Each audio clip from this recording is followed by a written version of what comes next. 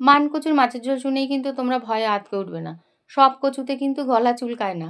আর গরম ভাতের সাথে খেতে কিন্তু ভীষণ ভালো লাগে। কচুগুলোকে প্রথমে ছোট করে কেটে নিয়ে একটু নুন দিয়ে হালকা করে সিদ্ধ করে নিলাম।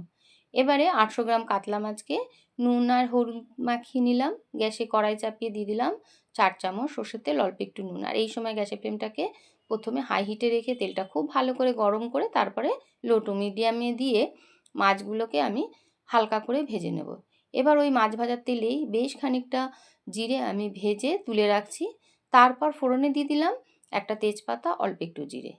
ফোড়নটা একটু ভাজা করে নিয়ে দিয়ে দিলাম সিদ্ধ করে রাখা মানকচু। মানকচুটাকে দিয়ে আবারও একটু ভাজবো। তারপর দিয়ে দেবো স্বাদ মতো লবণ আর হাফ চামচ হলুদ গুঁড়ো।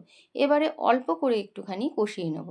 তারপর দিয়ে দিতে হবে ঝোলের জন্য গরম জল। গরম জলটাকে দিয়ে মাছগুলোকে দিয়ে ঝোলের সাথে মিশিয়ে ঢাকা দিয়ে লো ফ্লেমে 5 মিনিট রান্না করব। 5 মিনিট পর ঢাকাটা ওপেন করে গ্যাসের ফ্লেমটাকে বাড়িয়ে দিয়ে দিয়ে দেবো 4-5টা চেরা কাঁচা লঙ্কা। তারপরে আবার ঢাকা দিয়ে আমি 2 মিনিট রান্না করব। এদিকে ভাজা জিরেটা গুঁড়ো করে নিলাম।